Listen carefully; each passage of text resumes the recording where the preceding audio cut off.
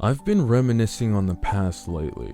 I have a playlist of videos featuring things from my childhood that give me joy. Scenes from movies, music, TV shows, all the way down to video games. And I always seem to find my way back to one video in particular. Uploaded March 31st, 2016. Final Fantasy XV's Reclaim Your Throne trailer. Now, I can't play this trailer for copyright reasons, but you just have to see how beautiful the second half of this trailer is. After you finish watching this video, of course.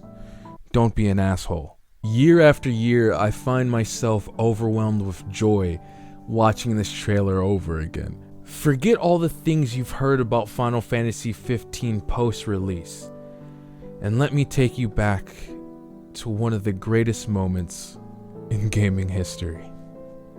It all started on December of 2013, when I laid eyes on one spiky-haired boy. No, not that spiky-haired boy. This spiky boy. I became reunited into the world of Kingdom Hearts as a Christmas gift at the age of 12. I also believe this would be the first fandom that I would become a part of. From YouTube groups, online discussions, to fan theories, the KH community was the first fandom that I could call home. Unbeknownst to me, a crater had hit the Kingdom Hearts community a few months prior to my introduction.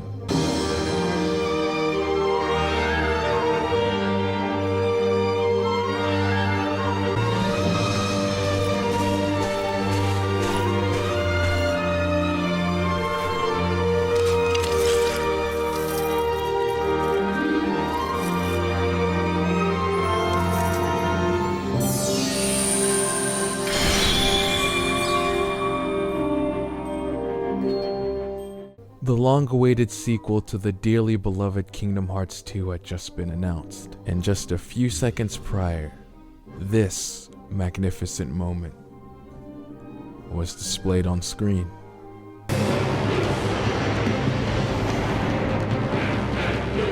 ノクト、とにかく城へ行こう。奴らの目的は何なんだ？やはりクリスタルだと思う。ニフルハイブはこれまでにもソルハイブ、テネブラへアコルドのクリスタルを手に入れようと戦争を起こしてる。おやし、逃げてるらしいぞ。ああ、合流を急ごう。おい、気ぃつけろよ。奴ら本気で殺しに来てるみたいだぞ。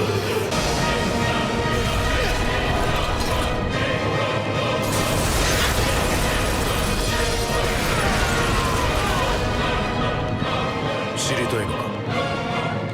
まあ、重いぞ。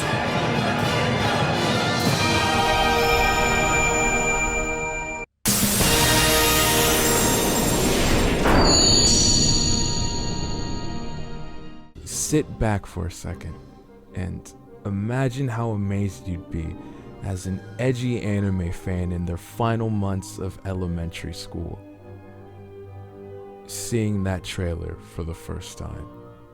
That's me. I was that kid. I can't remember a time before, or even ever since, of a game generating so much hype from within me. For the first year of me knowing of FF15's existence, I would watch the announcement in TGS trailer religiously. From the combat, music, character design, the whole damn world. I was completely enthralled in Final Fantasy XV. FF15 came at a perfect time. Announced months before the 8th generation of consoles began with the Xbox One and PS4, many gamers back then complained that these so-called next-gen consoles were just filled with cross-platform ports of last-gen games. For me, the start of the 8th generation was the first console advancement that I was cognizant of. Only starting gaming with the original Xbox and too young to remember the rollout of the 7th generation, the PS3 and 360 were the two consoles that practically raised me from single digits all the way to the beginning of my teenage years. Whenever I needed a reason to upgrade from the PS3 to PS4, Final Fantasy XV was always the one game on my mind. I didn't care how long I had to wait, as long as I finally got a chance to play my game. March 30th, 2016, at the Final Fantasy XV promotional event, Final Fantasy Uncovered, not only would a release date be revealed, a whole spectrum of 15 content was showcased. Final Fantasy Brotherhood, an anime series from the same producers of Persona, Blue Exorcist, and the Fairy Tail anime. Kingsglaive, a feature-length film depicting the events leading up to 15's story. And of course, you can't forget the oh-so-beautiful Reclaim Your Throne trailer. But one last thing was revealed at the event.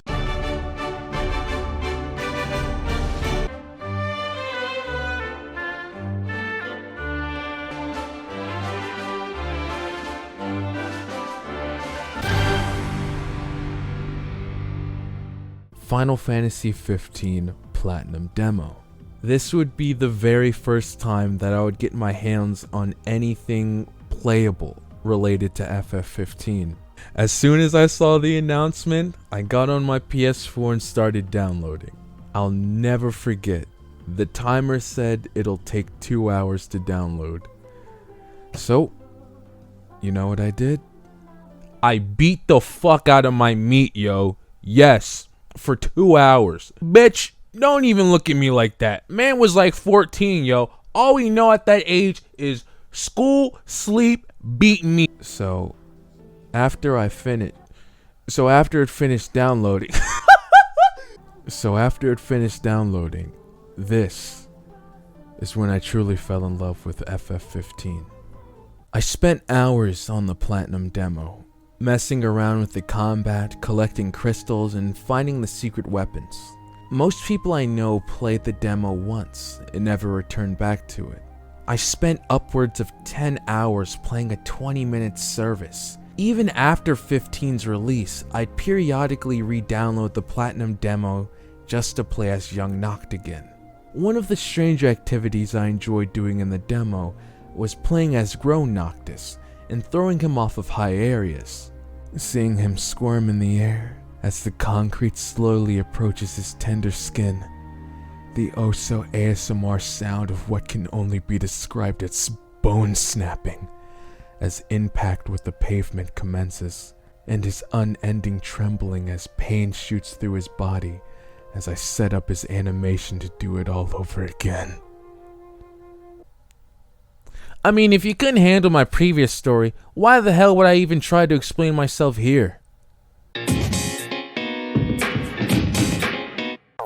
I would have been 14 at the time, either the end of middle school or the start of high school.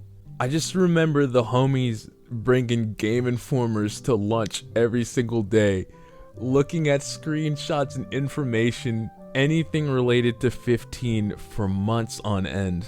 I also spent lots of time in class coming up with video ideas to make about 15. This game was practically my obsession. So obsessed to the point that I was actually looking to purchase the Ultimate Collector's Edition of the game. This version of the game included a steelbook case, the Kingsglaive movie, soundtrack, art book, the anime, and a figurine of Noctis. All for the price of $270. Excuse me while I translate that into freshman dollars. A lot of fucking money. My parents would give me money for lunch, and I would go days without eating just to save up money. I'd also be on the lookout for loose change around the house just so I could accumulate enough money to buy the game.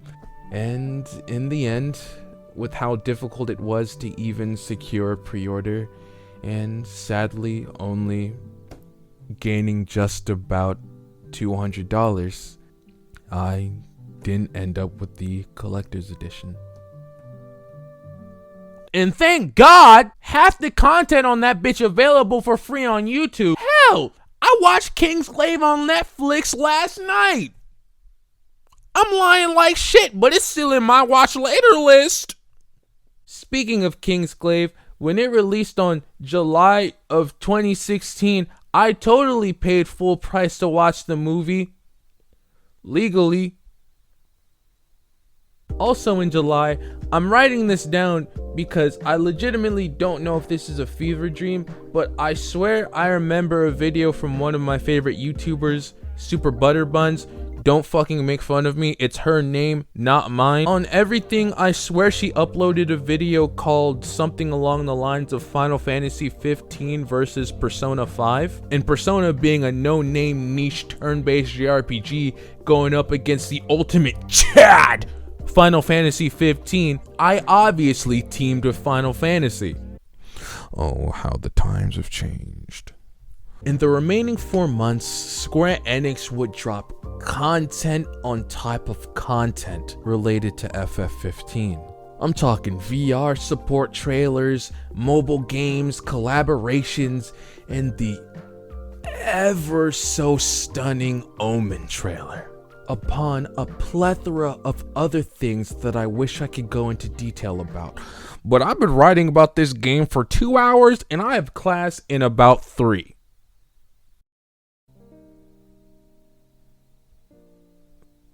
The story comes to a close on November 29th.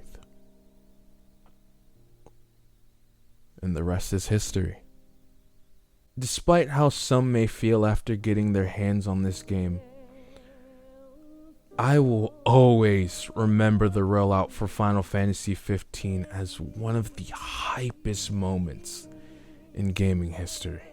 I've quite literally never seen a company put so much passion into a game before it's even released.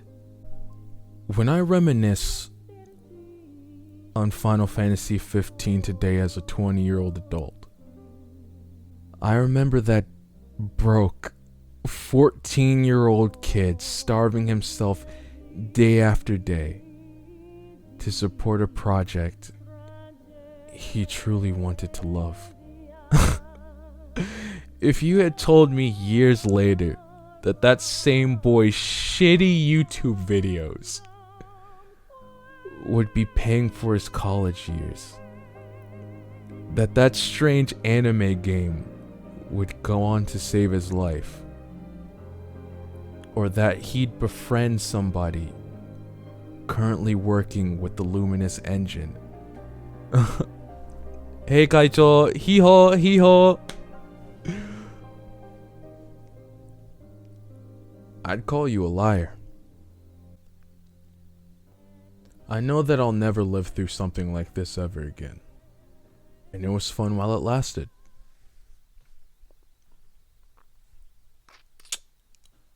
Square, Tetsuya, Hajime. 僕、お前のこと好きだよ。Thank you for everything.